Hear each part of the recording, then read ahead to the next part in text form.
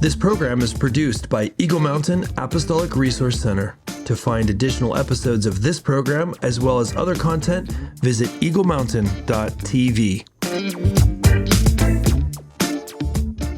And someday these feet are gonna walk all over you.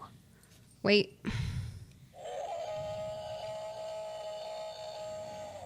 Have you lost your ever-loving gourd? Yes. Does anybody have any idea what an ever-loving gourd actually is? Lost for a long time. I don't even know what an ever-loving gourd actually is. And personally, I'm just enjoying these pictures in this Bible. I didn't know that some Bibles came with actual photographs. Yeah, they don't. I found the devil. The devil? I found him. Really? Is this him? No. In this wheelchair? No. He's over here in this bucket. I kid you not. There he is. Mr. Sin! Oh my Not goodness. bothering us anymore.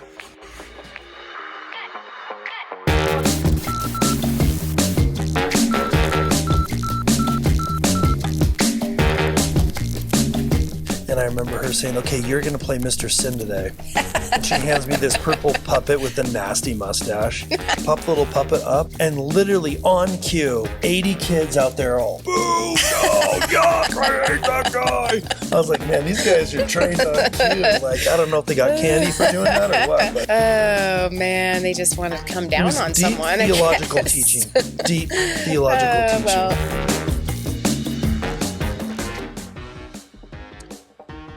Good afternoon, good morning, and good evening, everyone. My name is Chris Behnke. I'll be hosting this episode of Together We Build, which is just absolutely stunning and incredible TV show. I'm here with Prudence O'Hare. Yes. Yep. Hello. And Hello she's again. lapsing things. Yeah. She's well, I playing was with her just telling dark room. him that I my kids signed me up for this new app called Laps. You're supposed to say it with the lisp. LASPE. Laps. I think. Is Like there an that, E in it? Like that guy, Sid the Sloth from Ice Age. Laps. Yeah. Anyways, surprised you I saw this meme speaking of the Ice Age movie, and it had a picture of this like old-fashioned faucet, the kind with the it's like a square silver spigot thing. And then you look down and it's got the plastic handles that are round, Yeah. and then the big screws in the top. Uh-huh. Somebody's like, I saw the squirrel off of Ice Age and now I can't unsee it. It looked just like the squirrel off of Ice Age. Its head. I should have just taken a picture of it. That is incredible. It is incredible. That is absolutely. Anyway, I thought incredible. that would be funny for everybody, but maybe it's not. It's not actually. It's not as funny as these feet I got. What is wrong with you? Why do you have hairy feet? Look, I was in the airport. Hobbit feet on our And desk. there's this one super clever store in Seattle, the Seattle airport. And they had these funny Bigfoot monster feet thing. Although, I mean, maybe some humans have this much hair on their feet. I don't know. And They're along called with this hobbits. emergency Bigfoot little remote, What is it? Calls them? it's got a groan, a roar, a snort, and a howl. So I thought maybe I'd just share that occasionally when needed. Give us an example. Okay. I think it sounds like somebody's snoring sometimes. What is that? Well, it's a groan. Okay. For future reference, let's leave Bigfoot groaning out of Together We Build. What do you got here? Get this old Bible. What's going on? Well, I needed to borrow a Bible from his office, so he brought me this one, which apparently was his dad's, 1953. And it also says his name, Chris, in it. But then what I've discovered is that there's actually pictures in this scripture. You didn't even know they Which- had laps back in the Bible days, did you? I mean, we've got like Joseph sold by his brothers. Look at that. Look. Wait, which one is Joseph? Let me see that.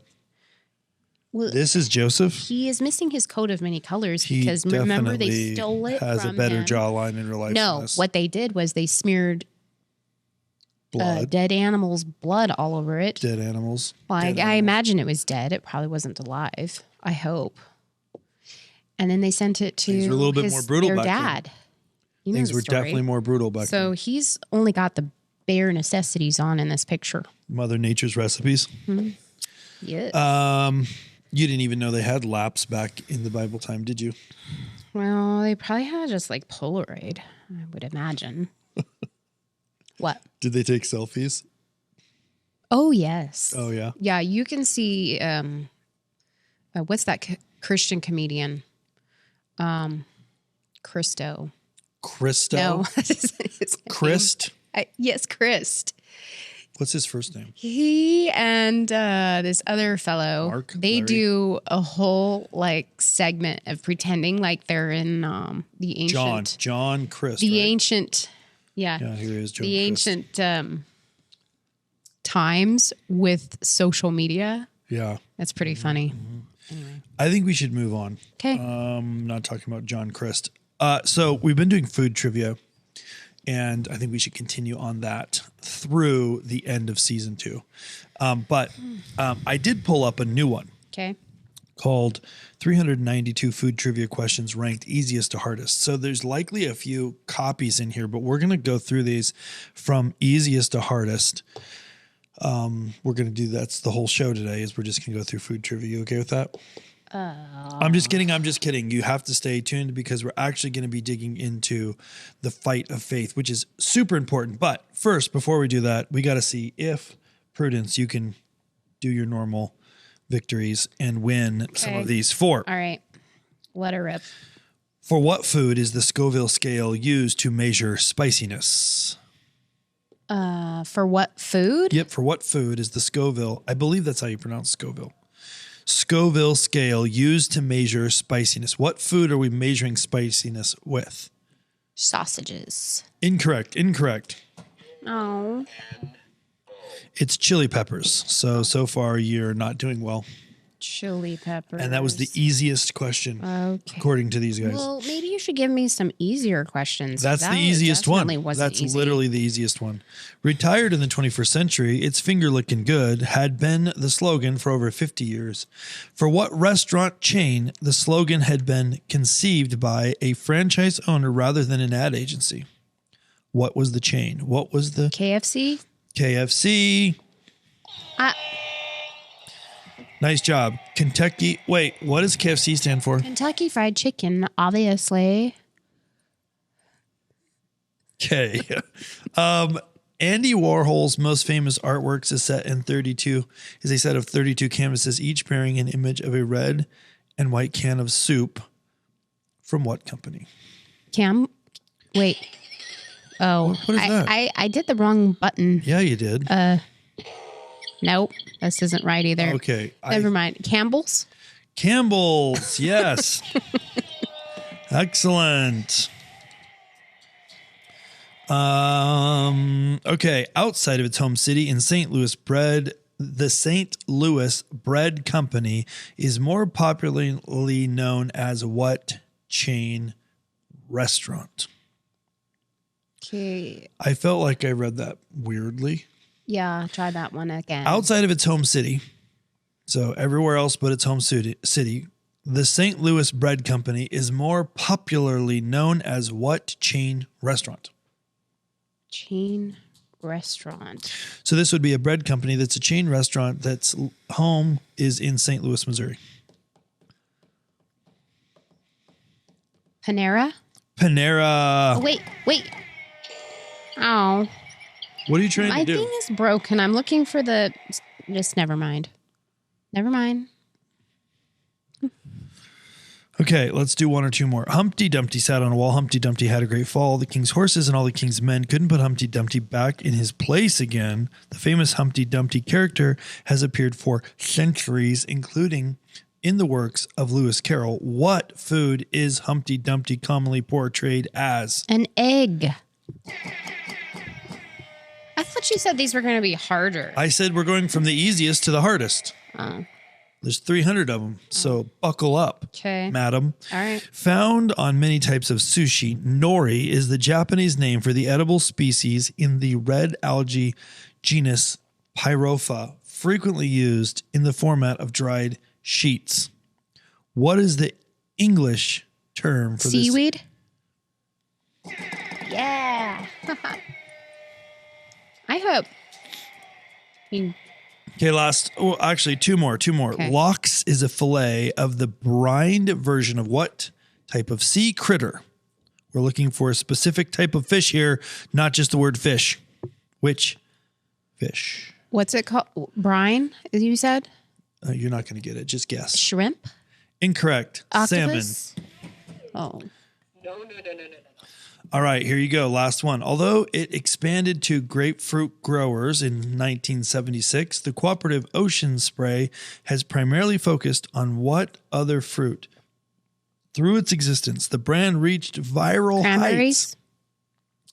after a 2020 TikTok mashup of Fleetwood Mac skateboarding and Ocean Spray juice. It's What's cranberry. correct?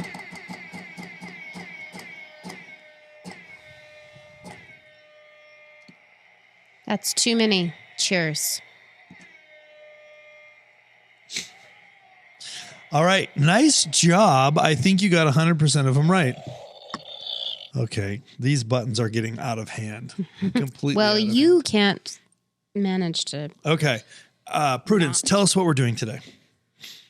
What? No, this is your title that we're discussing. And what's it You about? tell us. What is it? Well, you said it was the fight of faith. The fight. You previously The had fight of the faith. good fight. What did you drop the good for? That's too many words. The good fight of faith. The good fight of faith. We're going to go after a topic that I actually spoke on Sunday, and we're going to dig into it a little bit more. We're going to unpack it. And I've got all of these notes and all these Bible verses and questions that I fashioned for you to get the discussion going. However, I believe you haven't prepared it all. So This is going to be exciting. Hand me a pen. Prudence, let's get into it. Okay, that is not helpful on a modern ballpoint pen. Oh, In fact, I don't know that it was ever helpful to lick your pen. What's that from? I'm not sure. I've just seen people do it No before. one does it. I'm looking it up. Do people lick their pens in old times? Lickers. It's usually a pencil, and it comes from a time way back when pencil lead or graphite wasn't of the quality it is now. Licking it gave it a kickstart, sort of. Huh. People see it in old movies and think it's cool, maybe. That's probably me. Oh my goodness. You have been outed by Quora. Wow. It's funny anyway. All right. I didn't even know that was going to be in our show, pen licking. Let's get to task here. Let's just start at the high level. All right. Basically, the high level, and this will kind of give you a chance to get settled here, Prudence. I believe that we as the church, Big C, are headed into a season, and we're in the season now. I feel like this next period of time, this next season, I feel like the word season is overused in Christian circles, but nevertheless, we're entering into this season where a more radical faith will be required for us to be able to live out the assignments that the Lord has for us. And I think that, it's always been important. Radical faith, is all throughout Scripture, great examples of it. It's amazing. But I feel like if we're really going to do what God has intended for us to do while we're here on earth, I think it will be absolutely essential that we have a much more radical faith than we ever have had before. That's the premise. So anyway, that's it in a nutshell. That's my belief, and that's why we're going after this today. What do you think about that? Well, You agree with me in my premise? Yes, but coming from a very highly cognitive person, as we talk about our differences a lot on this show, because I think it's You're important. talking about me as the highly cognitive person? No. I mean, I don't like the idea of what I don't know and the places that, what's going to happen. I don't like taking risks. I don't like weird stuff. I don't like ethereal stuff that you can't explain. Brown rubber hairy feet. You definitely like weird stuff. Well, I mean, you know what I'm talking about. No, I'm saying you have brown hairy rubber feet here that you were walking earlier.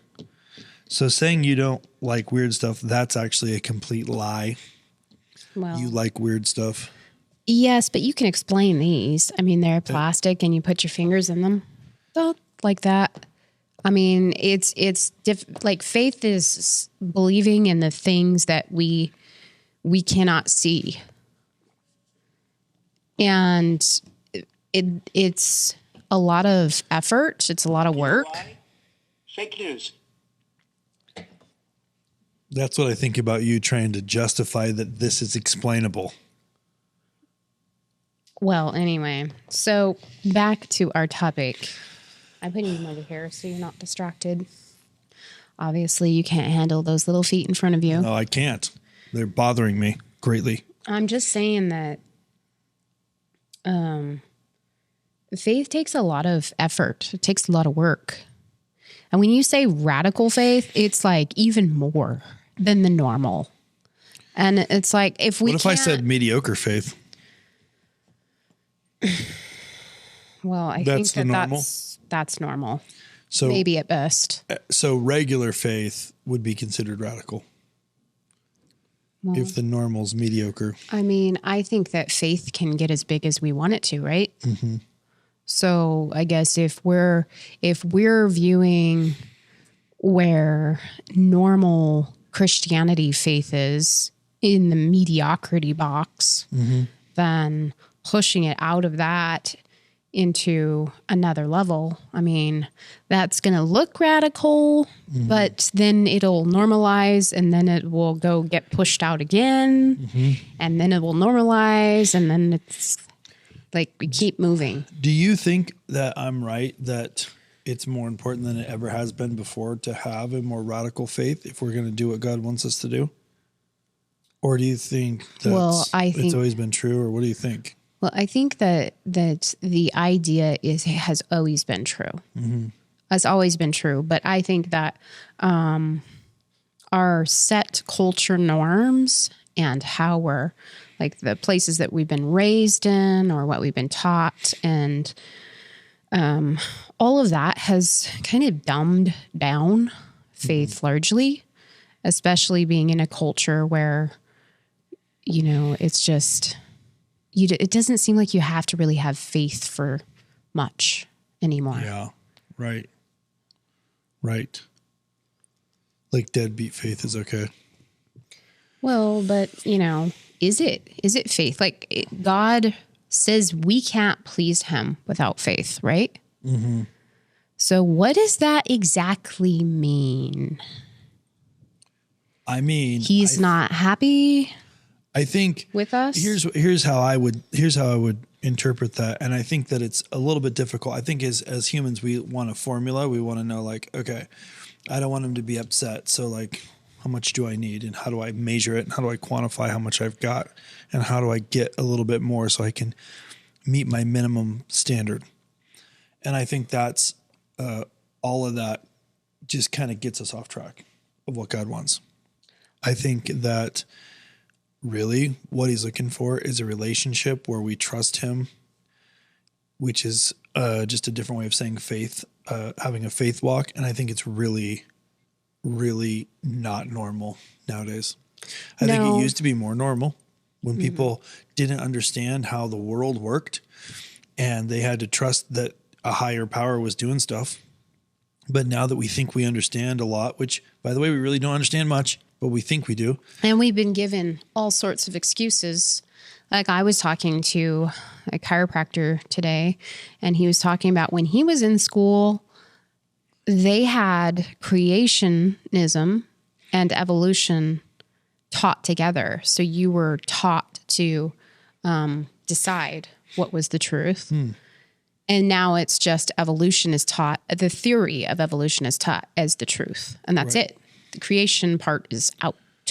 Yes. So, Yes. I mean, but you know what? It takes more faith to believe in no God than it does a God. It really does. That's true. That's true. So it's kind of a different topic, actually, but I think that, I think that what has happened is in modern society, people feel comfortable with the answers that they have of why things happen. And 100 years ago or 500 years ago, 1,000 years ago, they didn't have an answer they were comfortable with. So the answer had to be that there was a God that was controlling things. And so their faith in God was more reasonable. It's less reasonable now because people think they have an understanding of everything. What's interesting about science is that it continues to prove the Bible true, which I think is hilariously ironic. But at the end of the day, that's what's going on. Did you have something, or should we jump into this first point? Well, I mean, as we're talking about faith and a more radical faith, and what I think that you mean by that is just going into a whole nother level of faith. And I mean, in my mind, faith and your journey in faith should never stop growing. Just like we always are learning, we should never stop learning and growing. Yeah. Faith should be included with that. Yeah. So in the message, which check the show notes and definitely I highly recommend you go through the whole message. I think it's really important. But 1 Timothy 1:18 is kind of how we launched that message off. And it was, "This command I entrust you, Timothy, my son, in accordance with the prophecies previously made concerning you, that by them you fight the good fight, keeping the faith and a good conscience, which some have rejected and suffered shipwreck in regard to their faith." So this was in the letter from Paul to Timothy, and I feel like Timothy likely was having a bit of a faith crisis because a lot of the writings from Paul to Timothy are about Timothy needing to suck it up with regards to faith. So anyways, the point is, he says, "My son, keep the faith in accordance with the prophecies previously made concerning you." Hold up. Prophecies. Yes. What are we talking about there? Yeah, so let's break this down. So this I command and entrust you, Timothy, my son, in accordance with the prophecies previously made concerning you, that by them you fight the good fight, keeping faith and a good conscience. And then this last part, I won't keep reading the last part because it's not really relevant. It's kind of just a dig on others, which some have rejected and suffered shipwreck in regard to their faith. So he's just kind of like adding to the point. So the point is, hey, Timothy, you have prophecies concerning you. The Lord has told you some things about your life. And obviously, if you're having a crisis of faith, Timothy, what you need to do is remember what the Lord said, even if it doesn't feel like what he said is coming to pass. But you have to remember what the Lord said. Okay, so can we get an accurate assessment on what the word prophecy means in this kind of context? Because I think that it's important for a lot of us to kind of touch on that, because I know that in my earlier years of Christianity, I had no idea really what this meant. 1 Timothy 1:18. 1 Timothy 1:18. This command I entrust you, Timothy, my son, in accordance with the prophecies.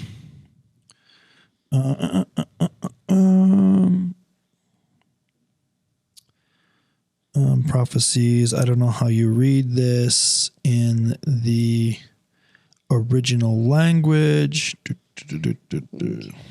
Let me see if I can. Okay, here it is. This is the definition. I have no idea how you pronounce this, but the definition of it is the quality or action of a declaration of the will of God, whether with a special reference to the future, in which it may be translated prophecy. So in other words, what this is, what he's talking about are words from the Lord concerning Timothy's future. That's how the exact translation is. Okay, so And just for reference, so you guys know, I'm reading from the New American Standard, which is largely considered to be the most word for word accurate to the original scripture. okay. Not the easiest to read always. So prophecies is a sort of prediction in a sense, but it is the Lord's will in a sense over your life and where he's calling you into. So the way the word can be translated in a couple different ways. One is an insight into something that is going to transpire. Okay. Or could transpire, depending on how you act. So one is a information about the future. The other way the word is used often is declarative. So it's speaking something that will happen into existence by declaring it so. Those are the two ways it's most commonly translated inside of the New Testament and Old Testament in our Bible. So what Paul is saying is, he's saying, I'll translate this whole thing Chris style. Okay. Timothy, listen, you've got a lot of prophetic words from the Lord about your future. And I know you don't feel like they're true because life isn't going according to what you thought. But it is very important that you maintain those and fight the good fight. And through that, keep the faith and a good conscience. The good conscience is you get to keep a good conscience because you fought the good fight. So don't corrupt your ability to have a good conscience about your scenario by abandoning the words God gave you. Don't blow it like a bunch of others have and shipwreck their whole faith by blowing it. That's my translation. So words of prophecy, when the Lord speaks those to us, whether it's via, I think we talked about this in the last show, just how we hear, the ways that we hear from the Lord. But in a lot of cases, he'll speak through someone who is in alignment with him. And he'll speak a message to us through them. And so that would be what's often called in charismatic circles a prophetic word. A prophetic word, yeah. So what that would be the Lord is speaking something to someone that they should share with you or do share with you that is meant to do a couple of things. One, it could be a corrective action, but Paul says that these should be edifying. So it should be an encouraging action, or it could be a forthtelling, not action, word, or it could be a forthtelling word. So it could be declaring something to come to pass, or it could be that they're telling about something that will happen in the future, or it could be something that they're telling would happen in the future if certain actions aren't going to take place. And all those examples are throughout Scripture. I'm not making this up. Like, it's riddled throughout Scripture, those different things. Declarative, speaking something that's going to happen in the future, and also speaking something that will happen in the future if certain things transpire. So in a lot of cases of us learning about this particular subject, we have learned to actually try to record it when somebody speaks to us.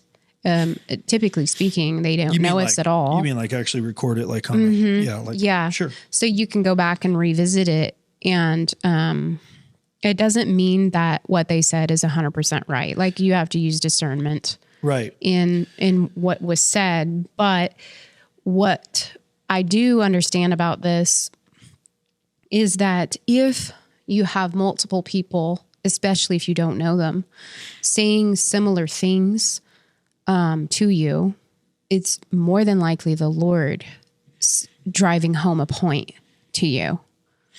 Yep.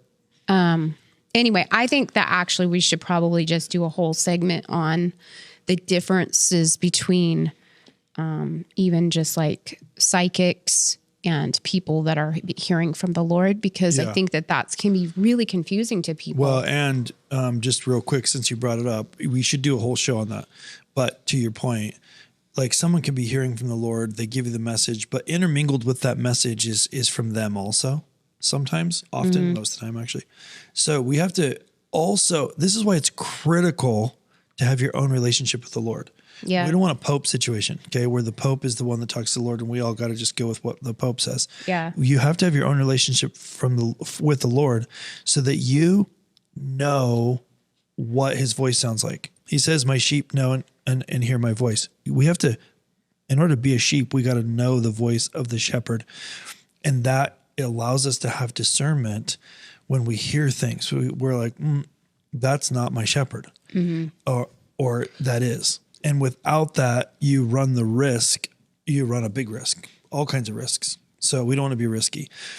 So anyway, does that help with what's going on here? Yes, it does. So yeah, I think we just put a tack in that. We just run a show that talks specifically about this subject. Yeah, let's do that. But in the Maybe meantime, it was about fighting the good fight. Yeah.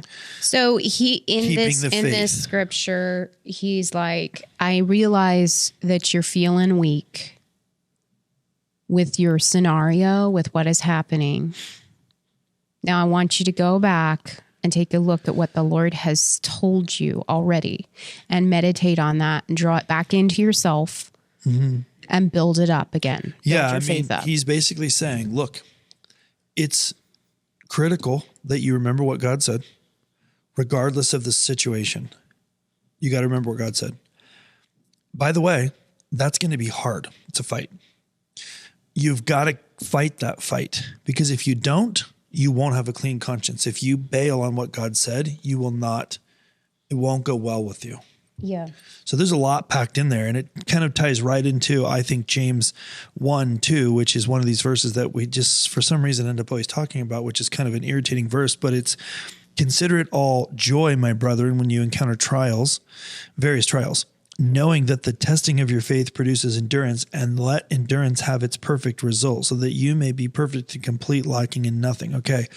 So why do you consider it joy when you face trials? The reason is that trials, according to this verse, are going to test your faith, and that if your faith is tested and you endure, that produces endurance.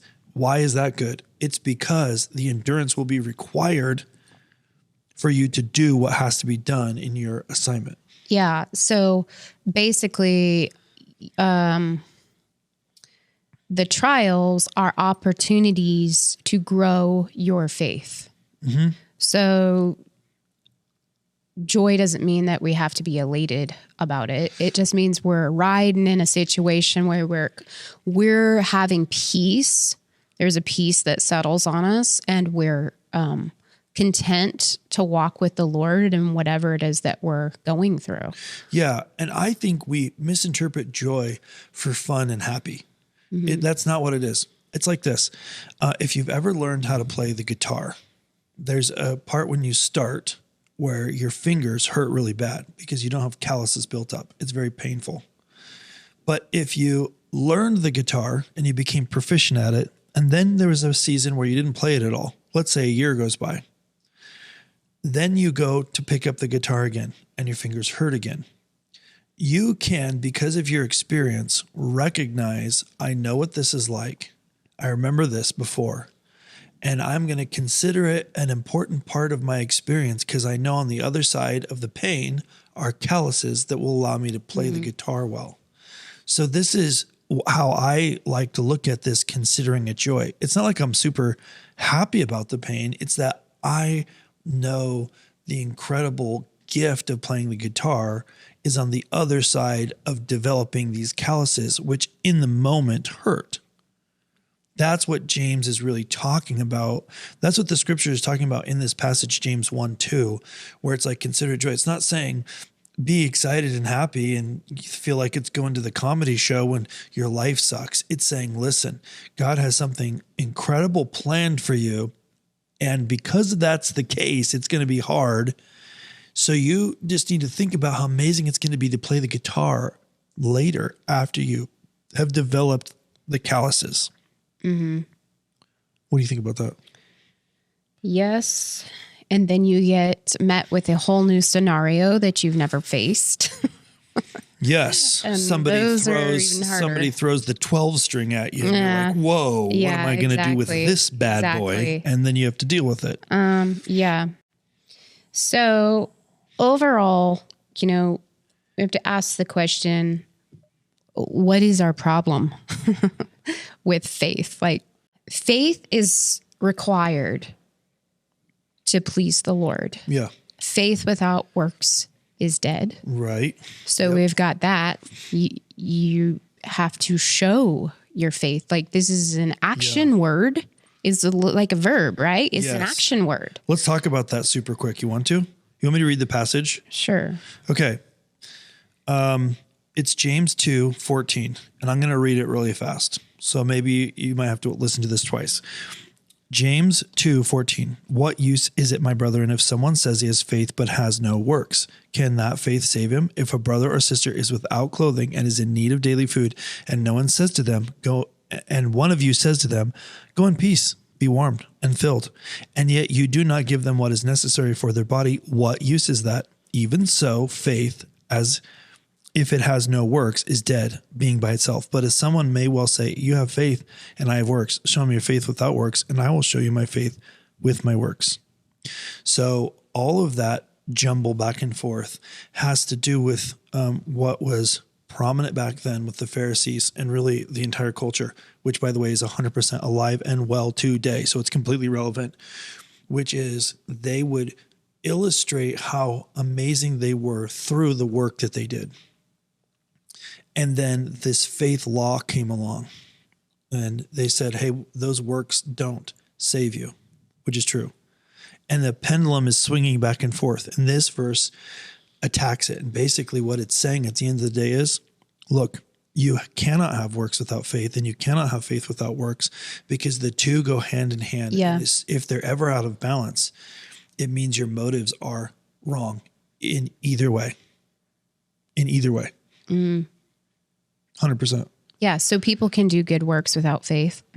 Yes, they do it all the time. And people say they have faith without good works. Yes. But that doesn't mean anything. So if you have no faith, but you dig a bunch of wells in Africa, that's amazing. And God actually, that's good. God wants you to do that. That's helpful to his people, which he loves and cares about. But it's not actually going to move the needle. It's not going to do anything for your own personal relationship with the Lord. And it's not going to affect change on the earth the same way as if it was paired with faith in God himself. The same thing is true for the people that sit around in the prayer closet begging for God to do something. And he's saying, I made you to do something. I put you on this earth to do something. I made you for a purpose. So stop begging me to do the job I made you to do. So they both have to be working together to actually cause change upon the earth. So in essence, faith is really uncomfortable. I mean, I would almost say that good works is a lot easier than faith. I personally believe that works is far easier than faith, because works is tangible. And I don't really feel like they're two sides of a coin. I feel like they're two ingredients of a recipe. And faith operates in our hearts and our minds, which is the ultimate battlefield. This is 100%. like, I can easily go and feed the homeless with my hands and not check in with my heart and mind at all. It's literally just like mechanical. Yes, for sure. Yeah. Right? Like, it is very easy and almost ridiculously easy to accomplish something, a work. Like, that's easy. True faith can only be quantified between the Lord and the person. So you can't ever really evaluate someone else's faith, by the way. So don't even try. Do not even try. Right. It's our responsibility. It is impossible to lie. Yeah. And part of the reason that it's hard to deal with is because you can't actually quantify. I can never quantify Prudence's faith with the Father. She can never quantify mine. But she also can't fool herself or the Lord. So it is a very humbling reality that our relationship with God is based on the faith that we have with him and then the work that we do from that seat of faith. Yeah. So 4. Okay. 4. Let's see. How do we deal with the reality when it doesn't line up with what we thought God had told us? Is that the right question? Mm-hmm.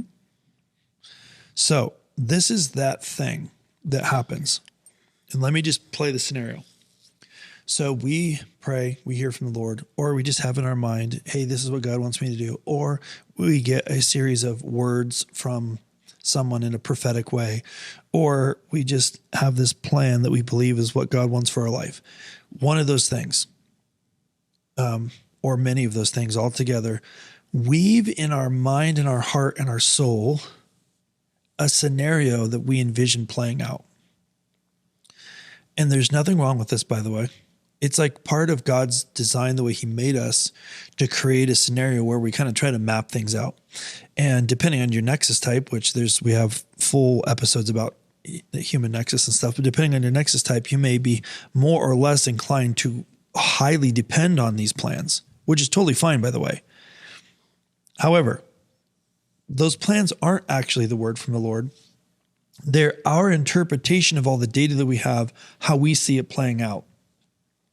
So before the invention of the airplane, let's say 10 years before, so that would be 1893, the general public never could have imagined that in 30 years they would be able to get on an airplane in New York and within less than one day be, clear over in the Midwest or even the West Coast.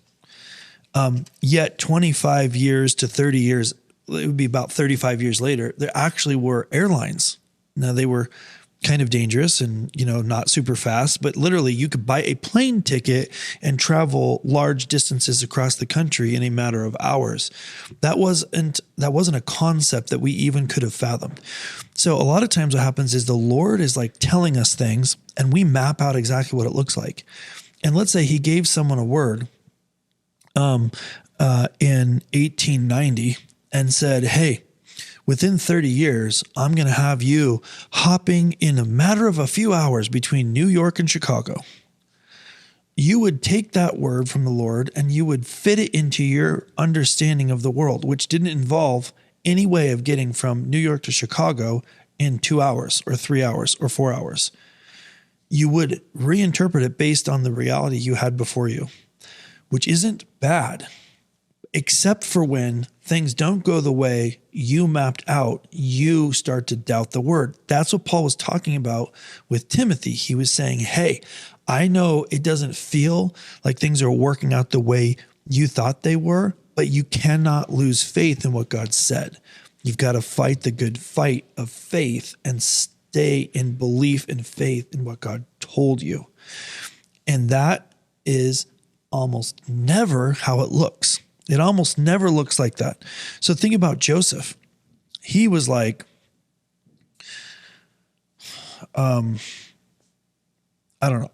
I feel like he's one of the best examples because he had this dream. The dream made him look like a rock star and everybody was going to think he was amazing. He tells people the dream. The next thing you know, he sold the gypsies. Then he's in prison. It's just like a nightmare after nightmare after nightmare for years and years and years. But it didn't mean that the dream wasn't accurate. The dream was accurate. The dream actually was 100% accurate. It just never in Joseph's imagination did he plan out what that was going to look like. At least I'm sure. I haven't talked to the guy, but I can't imagine he ever was like, this dream where these guys are bowing down to me with these things and stuff. I think what that means is first my brothers are going to be jealous and sell me to these gypsies. And like he didn't map that out. But if he would lose faith, he wouldn't be able to have stepped into the assignment that God had for him when the proper plan that God had all along unfolded, because he would have muddled it up with his own doubt. But that's what Paul is talking about when he says to Timothy, fighting the good fight. So that was a whole lot of rambling, but what do you think about that, Prudence? So basically, a lot of times we decide on our own maps, and I think there's like Proverbs or Psalms. It talks about us living our lives, but the Lord is going to redirect us if need be. What do you mean? I mean, he'll whack us into shape if Yes, I'll have to look up the verse here. Anyway, I'll come back to that. But so we may get upset when things don't go the way that we thought they would. Yeah. Because, it's when we are not incorporating the faith muscle into our plan that we're operating in. When we leave that out or just have it's like very weak. Rigid. We don't want to be If it's rigid. very weak, then we're going to have a lot of problems. Yeah. So We can't not have a plan. It's okay to imagine how things are going to work out. That's not a sin. Then we need to stay flexible. We got to stay flexible. So we create our plans, and then the Lord's going to direct our paths. And we need to stay flexible when he decides we're going a different direction or we need to, because we have the choice, typically speaking, Right. on whether or not we take the pop-up sign where he's like, no, go this way. So we need to be in alignment, and we need to hear well. Yeah. What is he saying to us? Yeah, 100%. And sometimes that looks like, in practicality, it could mean asking other wise people Sure. about what you're hearing. And it doesn't mean that you have to be out there alone on it. And you it doesn't mean that everything someone tells you because they're wise, you have to take Right. or throw out. Yeah. I think that we shouldn't get paralysis from the analysis of what is happening in the moment. Yeah. And that's easy for us to do, is to just stop, because we're just overwhelmed, and we're not going to do this. Right. This is dumb. Totally. Okay. So we need to keep in the trial, because I think that's what we're talking about, and where the faith grows is within the trial. Ultimately, Well, I mean, it should always be growing, but that's where it grows the most. that's where it grows we the should say. most. When things are Yeah. going well or perceived to be going well. So it grows the most within our trials, but we can still keep it going, obviously, and stoking its fires. And by the time we reach another trial, we have a hot, fiery thing going in us of faith, so we can walk into that next trial without getting shipwrecked, because we know how to manage ourselves within that trial to where we don't get swiped by the devil. Yeah, I'm going to change what I said. I actually think it can only grow during trial. If things are going well, like peachy keen, or at least we perceive it, there's no refining happening. So the whole iron sharpens iron thing, I think, is required. Like, we're told in scripture that it's going to be like a refining fire. The thing about refining fires, and the people that was written to would understand, it's like the hottest fire. So they have to inject air. They have to blow air with billows into the fire to get it hot enough. A fire on its own is hot. So it's like very hot. That's why they use that as an example. That's where the purities are burned away. Impurities are burned away. So we need to keep moving when we wait upon the Lord in our trials. Yeah. What you used to have this magnet. It said, if you're going through hell, Keep going. keep going. Yeah, that's Winston Churchill. Oh, that was Winston? Yeah. But I mean, there's a lot of truth in that. You have to keep moving through it. Yeah. And then going back to that scripture in Timothy. Which one? Timothy? We get about remembering the prophecies that have been spoken over you and to you from the Lord. Yeah. as encouragement and just hanging on when discouragement is just banging at the door, and you meet that discouragement with the prophecies that God has spoken. Yeah. And the word of God and encouragement from other believers too. Especially if you find somebody that has already been through that trial, that can help tell you you're going to survive. I'm going to read real quick the Passion Translation version. So, Timothy, my son, I'm entrusting you with this responsibility in keeping with the very first prophecies that were spoken over your life and are now in the process of fulfillment in this great work of ministry, in keeping with the prophecies spoken over you. With this encouragement, use your prophecies as weapons as you wage spiritual warfare by faith and with a clean conscience. For there are many who reject these blah, blah, blah. Mm-hmm. So, well, because the devil's army, he hears the prophecies that were spoken over you. He knows exactly how to kick your legs out from underneath your feet. Yes, 100%. By trying to speak the direct opposite to you from other. It reminds me of this story Danny Silk tells. He was on this airplane ride, and it was like the craziest turbulence ever. Like everybody actually thought they were going to die in the plane. It was that crazy. And if I'm getting the story wrong, that's fine. You'll get the point. I think it's right though. And in the midst of the worst of this turbulence, which like people really thought they were going to die. That's how crazy this turbulence was. He cried out. He remembered the prophetic words that were spoken over his life and the things that God had said to him that he was going to do and why he made him that he had not yet done. And he declared out loud over the plane, we're not going to crash. God, there's too many things God has told me that I'm going to do that I haven't done yet. And it literally calmed the people down on the plane. Yeah. That is, I think, a great example of what that looks like. The way that it, in the Passion it's described, I think is really well, describes it really well as, hey, I have what the Lord has told me, whether it's a prophetic word or even just the Bible itself. And I'm going to take that thing like the sword, we call it the sword, and I'm going to use that to defend myself against the trial. Mm. Yep. That's really good. It's a great example of that. And having the faith, I think it's and belief important. in what God said. We never let the circumstances that we're in define what truth is. Only truth can define truth. We need to be getting our definition of what truth is from the Lord, not what we see happening. Mm-hmm. Right? Yep. Because if we went just on what we're seeing, Joseph would have thought that God was a liar. Or the worst day in history would have been the day that Jesus died on the cross, but it was actually the greatest day in history. But if we just looked at the situation only, and we use that to define the circumstance, we would have missed the truth. It would have looked true, but it would have been not true. Yeah. It's good. It's really good.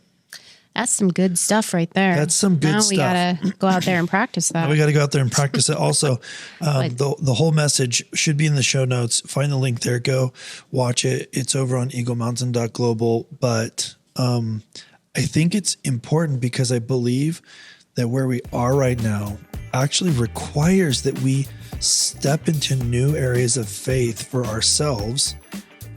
If we're going to actually do what God made us for, it's going to require,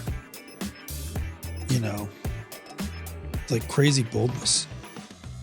It's going to require more than a hairy hobbit foot. It's going to require a lot of discomfort. A lot of discomfort.